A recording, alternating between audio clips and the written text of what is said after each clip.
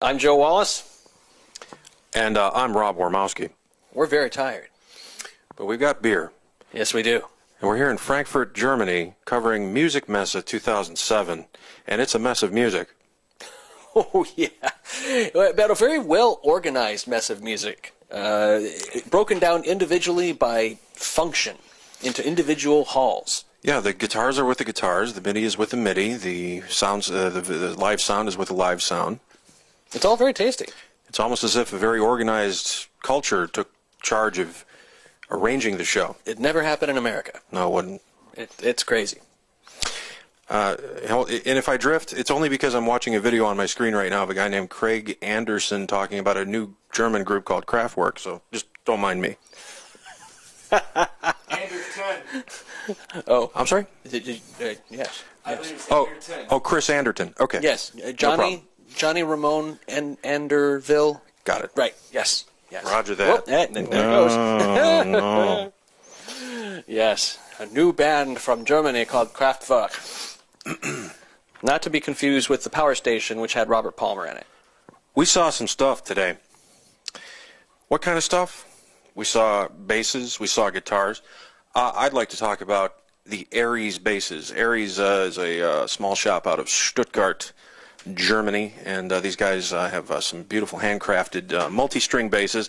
Normally, I'm not a multi-string bass guy, but these guys really are into their design, and I like the sound. We did a video of two of these fellas laying down the funk grooves, if I may be so bold.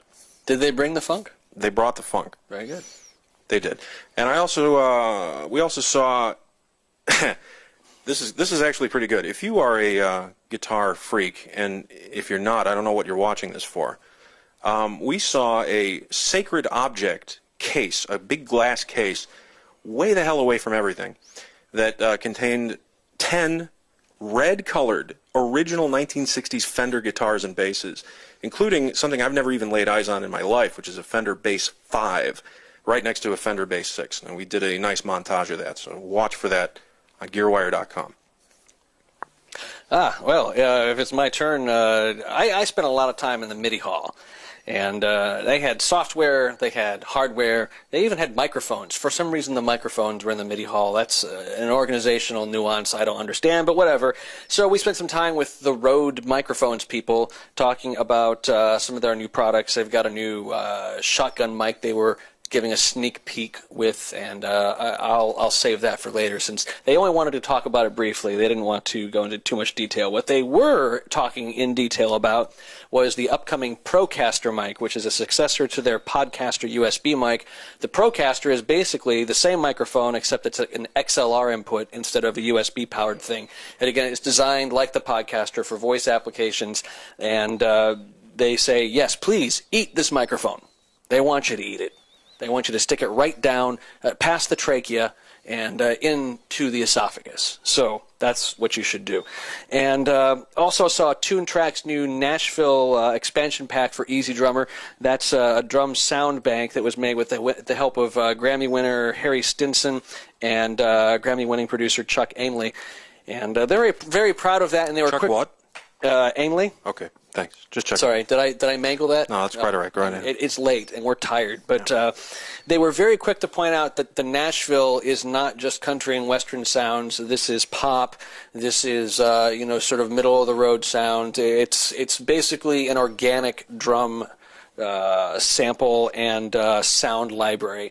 They're antidote to all the electronic stuff, I guess. They wanted something that you could really hear a snare drum and you could really hear a hi-hat and not the squared off fake Devo texture that all the kids are using these days. But that was TuneTrack. Excuse me. Also got to see lots of stuff from Edirol and Cakewalk. Edirol trotted out their RO9, and they had a bunch of accessories for it. And they also had they just had a bunch of stuff. You'll have to wait to see the videos to get all of it. But the highlight of the day for me was a trip, I would say a trip down memory lane, except a lot of this stuff was new. It wasn't vintage modular synth stuff. It's new, as in made in the last decade and beyond. up to the present moment. Modular synth stuff, all in this lovely little sort of village tucked away towards the back.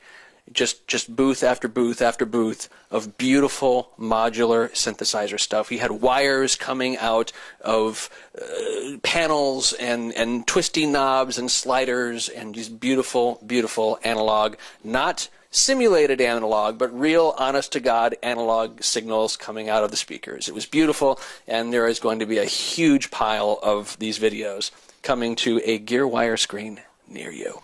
Hey, speaking of huge pile, you know, there's a lot of garbage on this planet, and there are people out in the musical instrument industry that are actually trying to do something about recycling the materials that we throw away and turning them into you know, new products and new tools. And one of the more interesting booths we saw today was a company called Kronodale out of France.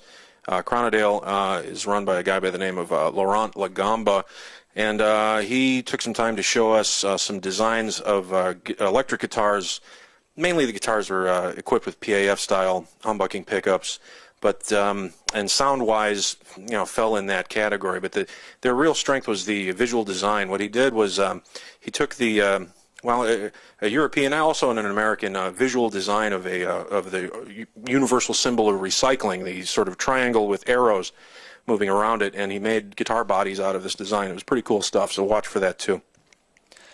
And wow, why are we telling you this instead of showing it to you? Because it's a great big pile of content and we're working on it.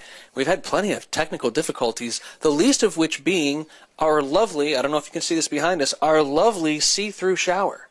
If you're getting this, you will see that we're sitting on a bed and behind us is the see-through shower, and it doesn't really lend itself to lights-on cleanliness when you're bunking with another person. This is how we learn about other cultures. We travel and we find that where we expect walls, we instead see glass. That's right. Walls of glass. Lovely, lovely walls of glass, but they really should be on the outside of the building instead of the inside of the building. Live and let live, I say. Thanks for watching Gearwire. We'll see you tomorrow.